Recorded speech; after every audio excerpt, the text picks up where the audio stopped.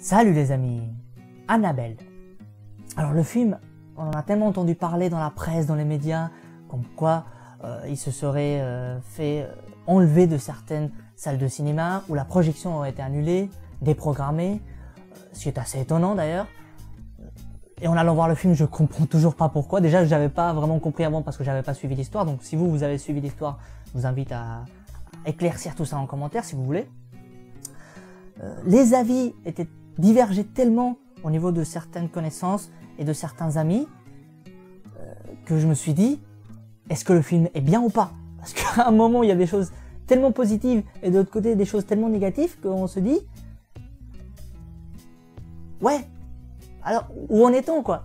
Est-ce qu'il faut aller le voir ou pas ce film? Parce que quand même, de nos jours, d'après ce que j'ai pu lire, le film est le film le plus rentable de cette année. Avec je ne sais pas combien de millions de dollars de recettes.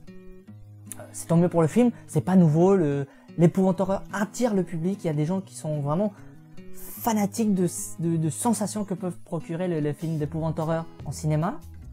C'est pas nouveau, donc c'est un côté marketing très très fort de dire allez voir ce film, c'est un film d'épouvante horreur.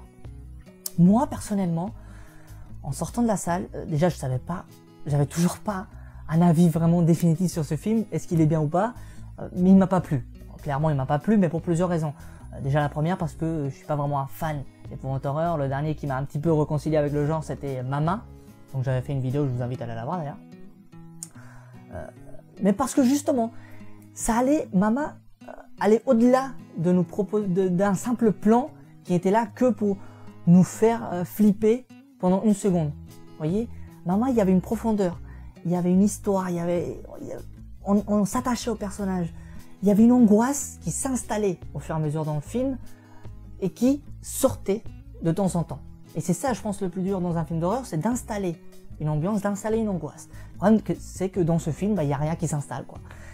Il n'y a rien du tout qui s'installe. Il y a juste certaines séquences qui sont vraiment de l'ordre de l'épouvante horreur. Il y en a 3, je vais en revenir. Où là vraiment on angoisse, là vraiment il y a quelque chose qui s'installe, et le problème c'est que ce qui s'installe pendant 2 minutes dans cette séquence d'épouvante horreur est complètement balayé pendant les 10 minutes qui suivent où il n'y a rien du tout qui se passe, ou en tout cas rien qui a un rapport avec l'épouvante horreur. Donc c'est un petit peu dommage, c'est un petit peu embêtant. Je pense qu'avec ces 3 séquences dont je vais vous parler, on aurait pu faire un court métrage, 15 minutes max je pense, et là ça aurait été un court métrage qui t'aurait déchiré sa race quoi. Mais vraiment d'épouvante horreur, mais ça aurait été vraiment excellent je trouve. Donc, de quoi il est question dans ce film? On va suivre donc Mia et John, un jeune couple qui vont avoir un enfant, elle est enceinte et on verra l'enfant naître et il sera question de cet enfant-là pendant le film, qui sont victimes d'attaques paranormales, on va dire ça comme ça. Surtout Mia. Alors le problème, elle est vraiment en angoisse totale la meuf, et sait pas du tout d'où ça vient, pourquoi c'est là, et ça peut se comprendre. Ça lui tombe comme ça dessus. Déjà, elle est vraiment sous le choc d'après ce qu'elle a vécu, d'après ce qui se passe au début du film. Je vous laisse découvrir ça si vous allez le voir. Donc déjà, elle est traumatisée la pauvre, et en plus il y a ça qui lui tombe dessus quoi. Donc vraiment en angoisse totale à un moment, elle est même là à se demander si elle est pas complètement cinglée quoi. Oui, parce qu'à un moment ça peut se comprendre. Et son mari d'ailleurs à un moment la prend vraiment pour une cinglée. Mais il est obligé de la croire à un moment ou à un autre parce que ça devient vraiment hyper flippant. Donc on va suivre ce jeune couple qui, bon, le truc classique, il y a un démon qui arrive, qui possède une de ses poupées parce qu'elle est fanatique de poupées. Au début ils savent pas que le démon, ils savent pas du tout que c'est un démon, ils savent pas du tout qu'il possède la poupée, ils savent pas du tout que c'est la poupée qui est autour de tout ça, au centre, au cœur de toute cette histoire.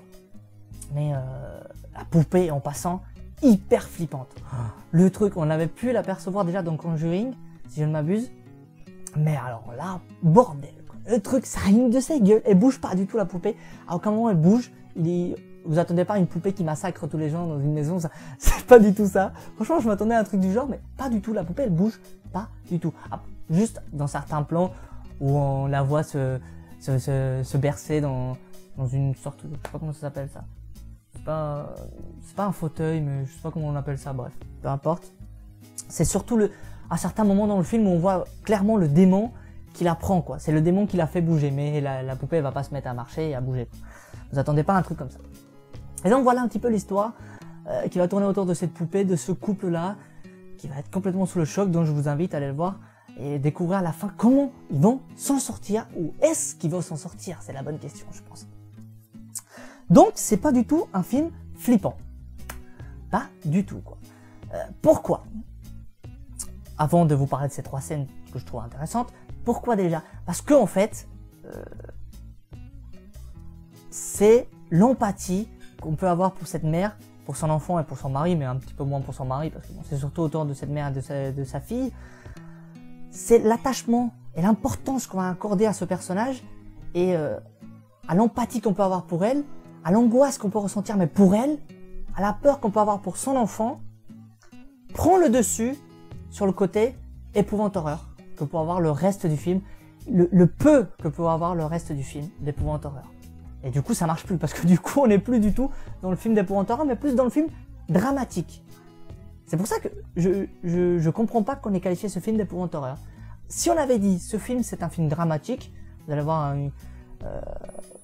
un mélodrame, pas vraiment un mélodrame, mais un film dramatique, quoi, ça aurait marché. Je pense que là, on aurait été au cœur du genre dramatique. Et c'est là où ça pêche, parce que c'est pas le fait de mélanger le côté attachant des personnages, le côté empathique qu'on peut avoir pour les personnages, à l'épouvante horreur qu'il y a un problème, pas du tout. Le mélange me dérange pas du tout, c'est le fait que cette empathie prend le dessus sur l'épouvante horreur. Et là, ça marche plus du tout, là. Ça ne marche plus du tout. Mais il y a quand même des choses intéressantes dans ce film, tout n'est pas à jeter. C'est pas parce qu'il m'a pas plu que c'est nul et c'est à chier, quoi, au contraire. Il y a quand même des choses intéressantes, il y a quand même 3 scènes, 3 séquences qui sont vraiment de l'ordre de l'épouvante horreur. Et s'il faut aller voir le film, c'est pour ces 3 séquences-là. La première, le téléphone qui sonne. La première, c'est... Non mais attends, tu vas te taire? Je suis en train de faire une vidéo. Oh, quand même, il y a personne qui prend le téléphone là? C'est une blague ça. Bref, la première, c'est... J'ai perdu le fil du coup.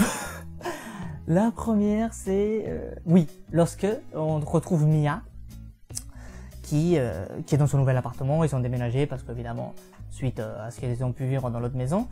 Donc ils sont dans un nouvel appartement, sa fille vient de naître, donc il n'y a pas de souci. Et là, il y a une scène où on voit une fille d'1 mètre à peu près, avec une robe blanche, les cheveux comme ça, le truc vraiment cliché à mort de film d'horreur, je vous l'accorde. Mais bordel, qu'est-ce que ça marche. Mais bordel, qu'est-ce que j'ai eu les frissons dans cette scène. Je crois cette scène a fait le film pour la suite, quoi. Cette scène a fait mon film, vraiment le truc incroyable. Cette scène m'a tenu en angoisse pendant tout le film, tout ce qui a suivi, alors qu'il n'y avait vraiment pas de quoi angoisser par la suite. Quoique, il y a un moment ou un autre.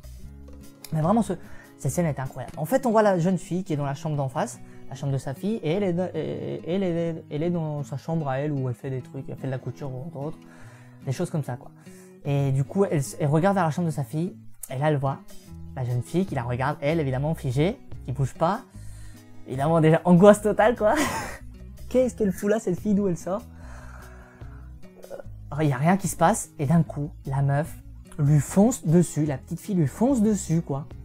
Mais longue, tout ça avec une musique hyper forte, qui ne sert à rien, à mon sens, la musique, mais la meuf lui fonce dessus, la porte qui se referme presque, et quand on croit que la porte elle va se refermer, en fait la fille pousse la porte, et là il n'y a plus une petite fille mais une femme complètement dégueulasse, mais sous forme de démon, enfin un truc vraiment horrible, en grand écran comme ça, en gros plan, qui lui fonce dessus. L'angoisse, j'ai eu des frissons qui sont venus de l'intérieur, c'était horrible. La scène était, pour moi c'est la meilleure scène du film, vraiment, ils auraient pu mettre cette scène-là et nous dire Annabelle, paf, le film aurait été vraiment magnifique. Incroyable, c'est vraiment magnifique cette scène. La deuxième scène qui est pas mal du tout, je vous spoil tout le truc, hein. Vraiment, non allez, je vous laisse je vous décris pas les scènes. La deuxième, c'est lorsqu'elle est dans un ascenseur et descend dans le sous-sol vraiment angoissant, parce qu'on n'a jamais vu un sous-sol comme ça. Je le trouve vraiment horrible. Et là, il y a un truc qui va se passer, c'est vraiment incroyable. Mais je vous laisse découvrir quand même. Je vais pas tout vous dévoiler, déjà que c'est les 3 les plus angoissantes. Ça serait dommage de vous les gâcher. Et la troisième, c'est la fin du film. Alors évidemment, je vais pas vous la raconter. Ça serait quand même dommage. Et la fin du film, en fait, ça m'a laissé un petit peu mitigé. C'est-à-dire que la fin est pas mal du tout, mais on n'est pas du tout dans la peur. Et c'est là où je vous dis que l'empathie pour le personnage, le côté attachant et presque angoissant, mais pour elle, prend le dessus sur l'épouvante horreur.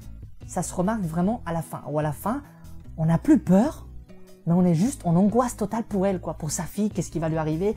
Est-ce qu'il va s'en sortir, la fille? En plus, on a les pleurs, on a sa petite fille qui pleure, et on l'entend de temps en temps. Enfin, c'est vraiment le truc angoissant pour elle, quoi.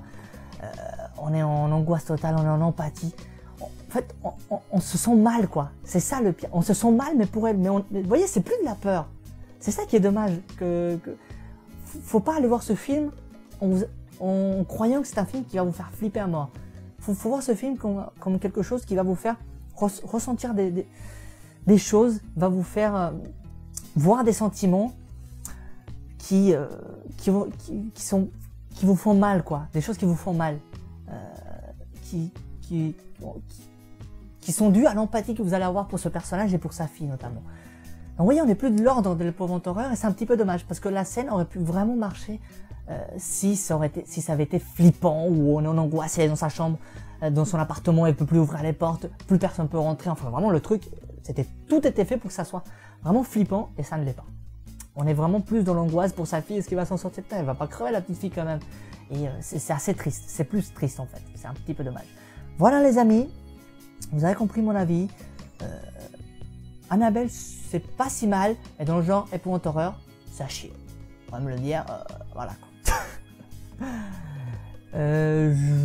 Si vous avez rien à faire, allez voir ce film, il est encore en salle. D'ici là, moi je vous dis salut et à une prochaine vidéo.